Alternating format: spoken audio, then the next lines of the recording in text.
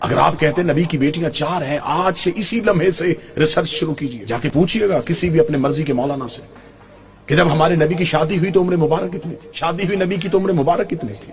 25 سال۔ اب آپ اپنے علماء سے پوچھئے گا نبی نے اعلان نبوت کب کیا تھا؟ وہ کہیں گے 40 سال کی عمر۔ 25 سال سے پہلے شادی ثابت نہیں۔ پھر آپ کی اپنی کتابوں میں لکھا، شیعہ کتابوں میں یہی لکھا کہ نبی کی شادی کے 4 سال تک نبی کے ہاں اولاد نہ ہوئی، 29 سال کی عمر میں پہنچ گئے رسول، اور پہلا بیٹا پیدا ہوا جس کا نام تھا قاسم، جس کی وجہ سے نبی کی کنیت مشہور ہوئی ابو القاسم۔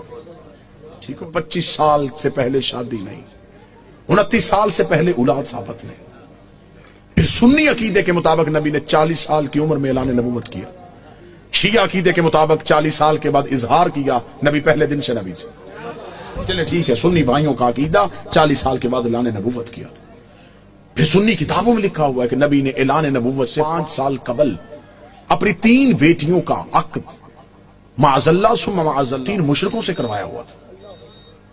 جب آپ اپنے علماء سے دلیل پوچھیں گے تو وہ کہیں گے اس لیے کہ اس وقت وہ خود نبی نہیں تھے، نبی بنے 40 سال کے بعد، تو پھر ان مشرکوں کے گھروں سے بیٹیوں کو واپس بلا لیا۔ اب میرا سنی بھائی، مر جانا ہے، سانسوں کا یقین کوئی نہیں، لمحوں کا اعتبار کوئی نہیں، قبر کی 4 دیواریں کچی ہیں، کفن میں جیب نہیں ہوتی، قبر میں الماری نہیں ہوتی، فرشتے رشوت نہیں لیتے، مولوی قبر میں چھوڑ کے واپس آ جاتا ہے۔ اپنی سانسوں کو ایک لمحے کے لیے یہاں روک کے گفتگو سنو۔ 25 سال سے پہلے شادی ثابت نہیں، 40 سال کی عمر میں اعلان نبوت کیا۔ 25 اور 40 کے درمیان کتنے سال؟ 15 سال۔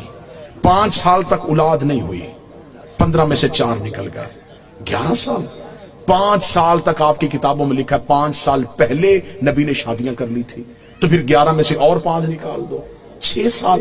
کس مذہب میں ہے کہ 6 سال میں 3 بیٹیاں پیدا بھی ہو گئیں، جوان بھی ہو گئیں اور شادیاں بھی ہو گئیں؟ عمریں پوری کر کے دکھاؤ، عمریں پوری کرو، ہم ماننے کے لیے تیار، ہم ضد والے لوگ نہیں۔